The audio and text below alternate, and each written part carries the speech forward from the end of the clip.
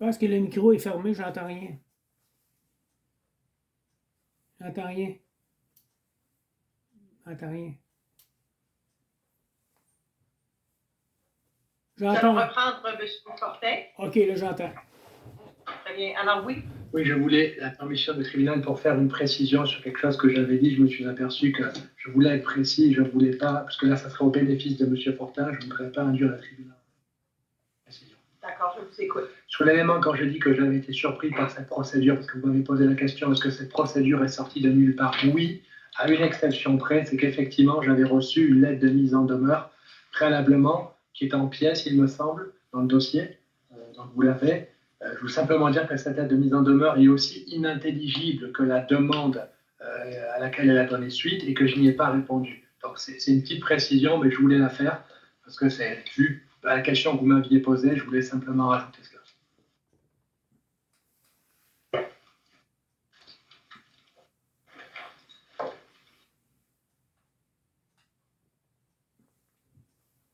Il s'agit d'une pièce qui est au dossier, cette mise en demeure. Il me semble que je l'avais vue. Parmi les 4 pièces, il n'y a pas de lettre de mise en demeure qui m'a été envoyée? Non?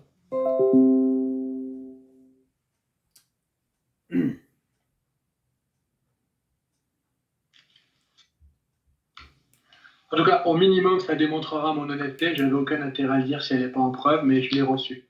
La lettre de mise en demeure était grosso modo de 4 lignes, 3-4 lignes, et ça reprenait le verbiage de la demande. À peu près ça.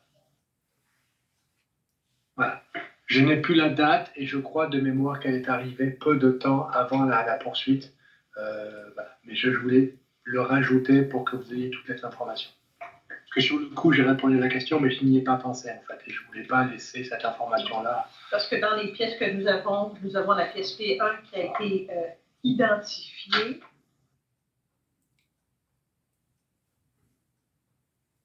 Et puis, nous avons la pièce P4 qui n'a pas été officiellement discutée, mais qui a été officieusement discutée. Il s'agit de la demande d'inscription pour instruction et jugement par déclaration commune qui a été complétée par la partie demanderesse le 11 août 2016.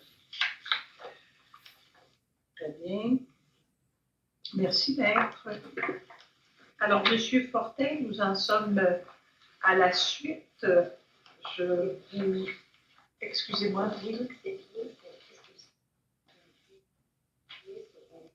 Oui, je crois que nous avons déjà produit P1, ça a déjà été produit. P3, on en a parlé tout à l'heure, il s'agit du résumé de jurisprudence de maître, je pense que c'est maître Côté.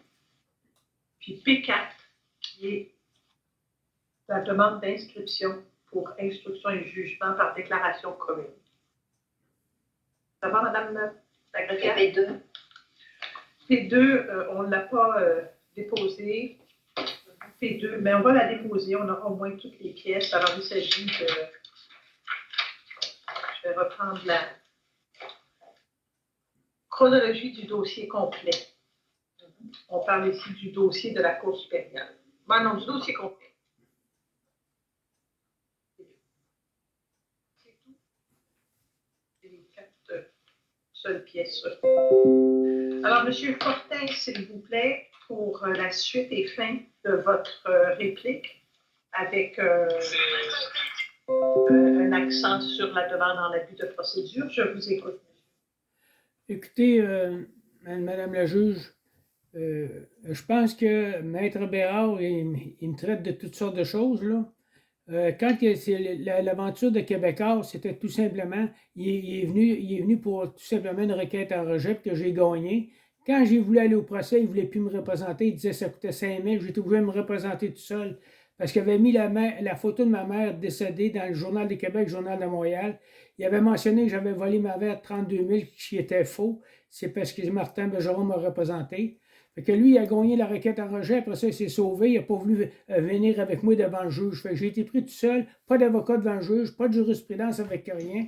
Fait que j'ai perdu ma cause parce que j'étais tout seul. Fait qu'il me demandait 5 000 juste pour une journée. pour venir me représenter. Pourriez demander, c'est vrai qu'il m'a demandé 5 000 pour une seule journée, Madame la juge. Il venait de gagner ma requête en rejet avec la juge, mais Québécois ont décidé qu'il allait au procès parce que c'était pas pour eux autres la requête en rejet. Très bien. Est-ce que ça complète votre réplique? Bon, ben, l'histoire des 3 jours que j'ai été interrogé, Madame la juge, ça aurait dû être Chantal Lafortune qui aurait été là. Ça aurait dû être Nicolas Marceau et puis l'autre avocat, et il n'était pas là. Ah. Nicolas Bellemare? Nicolas Bellemare, il n'était pas là. On avait des questions. Et puis l'avocat des filles Lafortune, non plus. Fait que, il m'a handicapé avec tout ça. Puis moi, le but de ça, c'est pas pour faire de l'argent, Madame la juge, là. J'aime pas ça me battre, là. J'ai ma mère qui est décédée, mes 2 frères, ma soeur, je suis tout seul, j'ai pas d'enfant. Et puis, je me suis battu comme j'ai pu, là, dans l'eau chaude. J'ai été le voir, il m'a réclamé 5 000 $. Si ma cause n'était pas bonne, il y avait juste à pas la prendre.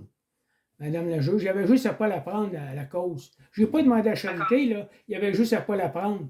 Parce qu'il voulait avoir le 5 000 de plus. Bon.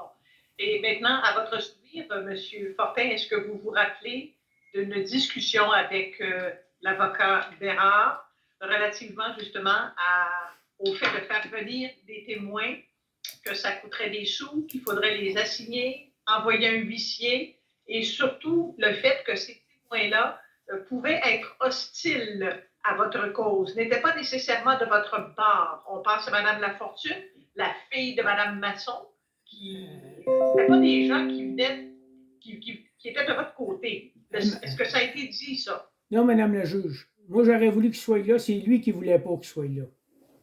Alors, si je vous résume bien, là, vous n'avez pas du tout discuté de stratégie avec l'avocat Bérard? Non. C'était lui qui faisait sa stratégie. Il m'a dit, c'est moi qui run le bateau. Puis si vous runnez le bateau, j'aimerais ça qu'il soit là, c'était moi. Mais c'est lui qui runnait le bateau. Bon. Alors, il runnait le bateau, puis il ne vous donnait pas aucune explication des raisons pour lesquelles il décidait de ne pas faire venir des gens. C'est lui qui décidait, c'était pas moi. C'est lui qui décidait, Madame la juge. C'est pas ça ma question. Je comprends que c'est lui qui décidait. Je vous demande juste si vous avez entendu des explications à ses décisions. Non, Madame la juge. OK. Donc, vous n'aviez pas de contact, si je comprends bien, avec l'avocat Bérard. Je n'avais pas de contact sur ça, là, de ne pas faire venir les clients pendant tout. Je voulais qu'ils viennent, tout simplement. J'ai jamais eu de contact, dire Madame Lafortune, ça va vous nuire, ça ne m'aurait pas nuit, parce que c'était la fille de Madame Masson, puis ils ont fait signer des papiers que ça m'aurait aidé, mais lui, il ne voulait pas. Très bien. Et maintenant, sur la demande en abus de procédure, est-ce que vous avez quelque chose à me dire? L'abus de procédure, Madame le juge, je n'ai pas fait un abus de procédure. Les avocats, Maître Martin Bergeron m'a représenté, c'est pas un abus de procédure. Là, actuellement, c'est pas un abus de procédure. Je me défends tout simplement parce que lui m'a mal défendu. C'est pas un abus de procédure. L'abus de procédure, c'est que quand tu arrives, tu inscris des clients, puis des clients ne sont pas là. Ça, c'est un abus de procédure, Madame le juge. Inscrire des gens, puis les gens-là ne sont pas là. Mais le fait que dans votre demande, monsieur, vous faites allusion à une faute du 20 janvier 2020. Non, c'est peut-être un rapport à quoi, ça? Non, c'est peut-être une erreur, là, parce que ça n'a pas d'affaire à la cause, ça. Vous parlez également d'une erreur qui est commise à Terrebonne. L'erreur, c'est pas que je l'ai faite quand j'ai envoyé le show, j'étais à Terrebonne. Ça fait qu'il fallait que je marque Terrebonne, là, tout simplement. Le dossier, c'était pas... allusion à un dossier non, dans mais, lequel l'avocat Bérard n'a jamais travaillé. Non, je ne parle pas de ce dossier-là, pas tout avec lui. C'est pas ce dossier-là. Je comprends, monsieur, mais vous poursuivez l'avocat Bérard en parlant de Terrebonne, en donnant de mauvaises dates, en donnant de mauvais dossiers. Il n'est pas venu me représenter à Terrebonne, Madame la juge. C'est justement ce qu'il dit. Il n'est pas venu me présenter à Terrebonne. Je ne le poursuis pas peut-être pour Terrebonne, je le poursuis pour ce qui s'est passé au palais de justice là-bas, pas pour Terrebonne. Monsieur. Il y a eu une erreur. Est-ce que j'ai raison de dire que ce n'est pas la première poursuite que vous prenez, vous? Oui, Madame la juge, ce n'est pas la première.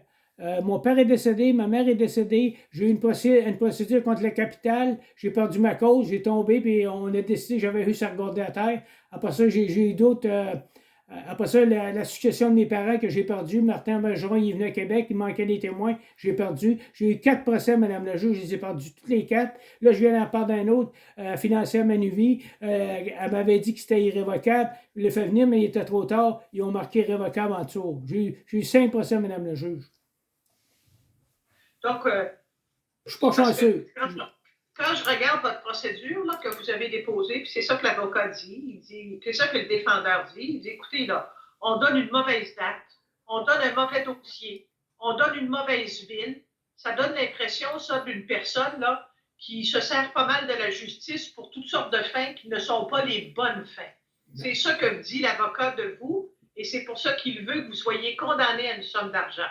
Bon, Madame la juge, moi, je vais être condamné à une somme d'argent quand je viens de perdre 500 000 à cause d'une faute d'un avocat, à cause d'un mauvais travail de lui. Il veut me condamner en plus de ça. Moi, là, j'ai plus rien, Madame la juge. J'ai plus de maison, j'ai plus rien. J'ai tout perdu à cause des avocats. J'ai plus rien, moi, là. Je suis rendu en chambre. J'ai plus rien. J'ai plus de maison, j'ai plus rien. Je me suis fait laver par les avocats.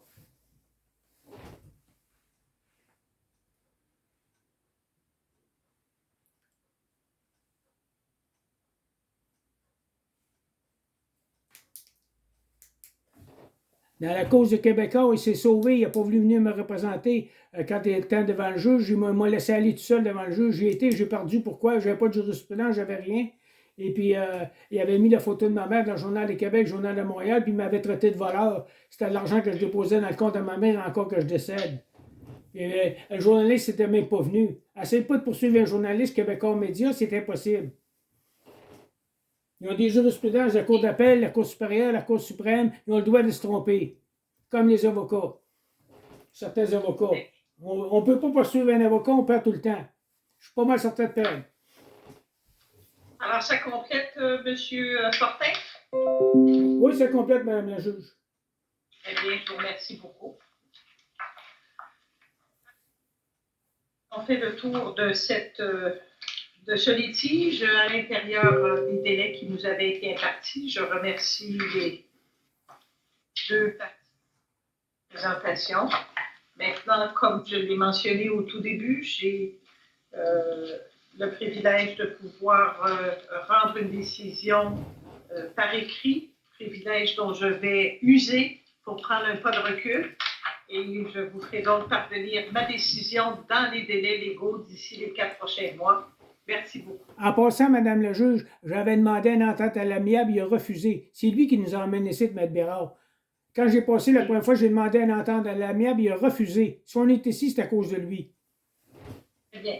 Alors, merci beaucoup, monsieur. Alors, ça complète. Merci, Madame la juge. Merci.